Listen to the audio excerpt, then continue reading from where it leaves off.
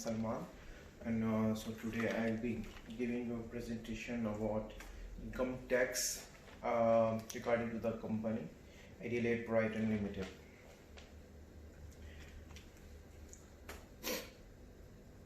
So the managing and organizing of the taxes are very important in a firm. So it also supports the stakeholders to make better decisions, and it also enables the company to manage its cash flows and profits, and it helps in achieving higher profits and higher returns. So in this presentation we discuss and analyze the financial statements of the company and try to read in the tax files. So the Adelaide Brighton Limited is a leading mineral resource company in Australia. So there are basically three concepts in tax in accounting and taxable profits. So there are three various concepts on profits, namely accounting profit, taxable profit, and temporary difference. So the accounting profit is a total income of the company which is achieved by deducting the cost and expenses from total revenue. So in 2019 our company had a profit of 47.3 million. And now coming on to the taxable profit, so it is related with the tax payable amount. So our company has taxable profit around 63.4 million. So temporary difference, so it is a difference between the assets for liability carrying amount in the balance sheet and its tax base. Taxable temporary difference, so it is generated by assessing taxable income of the upcoming periods.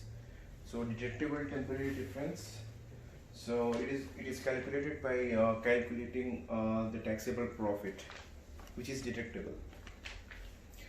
Deferred tax assets, so in the balance sheet this represents the underpayment or overpayment of the taxes.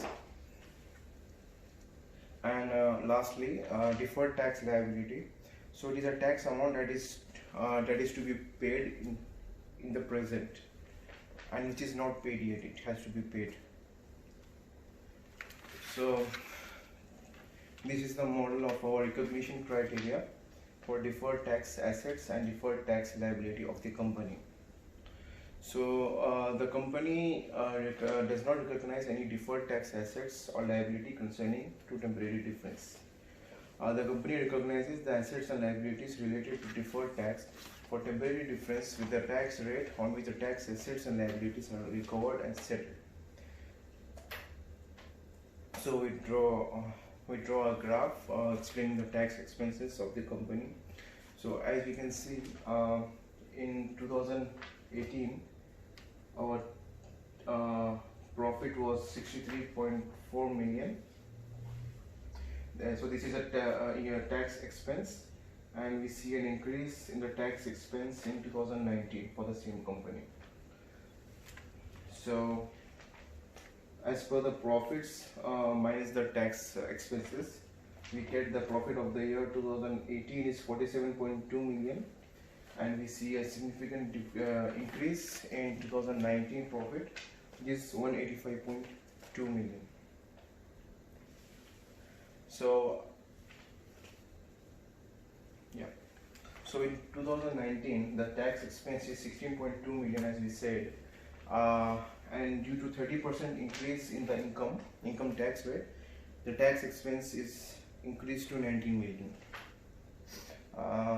Revenue is calculated by the rate of 25.6%.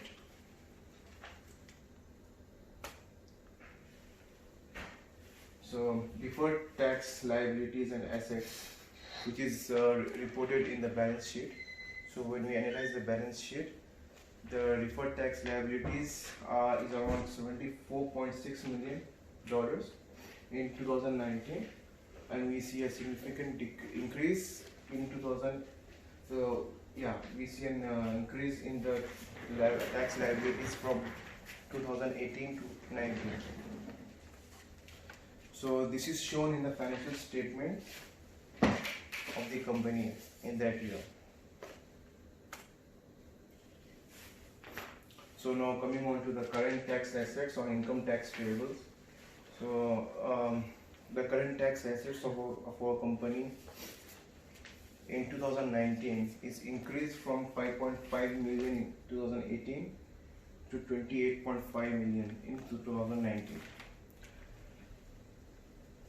So the income tax payable, what is income tax payable? So income tax payable is the amount which is in general, in ideal conditions, it should be equal to the income tax paid. So there should not be any difference.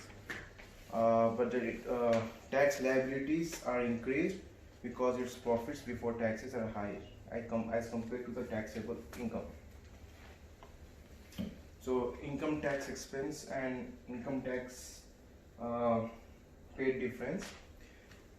So so there is a difference between income tax expense and income tax paid.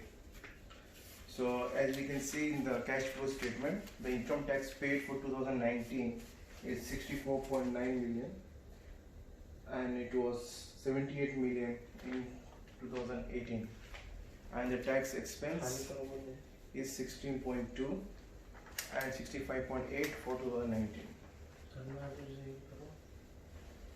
Investigation So there are some differences in the income tax expense and income tax paid in real life. Concepts of temporary difference and permanent difference. So what is temporary difference? So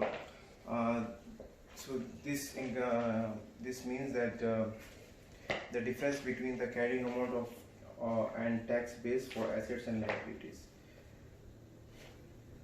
And what is permanent differences? So it relates to the differences in tax expense and tax payable by the company and do not reverse during the reporting period. So the permanent difference is existent in the company. It affected firm's tax expense and increases it to $50.9 million. So now we reflect on the treatment of tax. So the income tax is calculated and shown at the rate of 25.6%, but the company follows the rate of 30%. So company follows the rate higher than the ideal. The income tax payable is increased to 31.5, but the expense is still at 16.2. So the company should have clear tax strategy so that tax disclosure can be made appropriately to make higher returns or higher profits. So now we conclude by saying that this company, the Adelaide Brighton Limited, gives importance to the tax files and tax management and accounts for tax expenses as well. So different concepts relating to the tax, income tax, it also helps in increasing the understanding related to the accounting and taxable profits. So this firm has a good recognition criteria for tax expenses, which includes tax assets and liabilities as per the government rules. So recording of deferred tax liabilities for tax expense and tax paid. So that as a rule of thumb, the companies should always follow the tax rules and regulation so that better tax disclosures can be made. Thank you.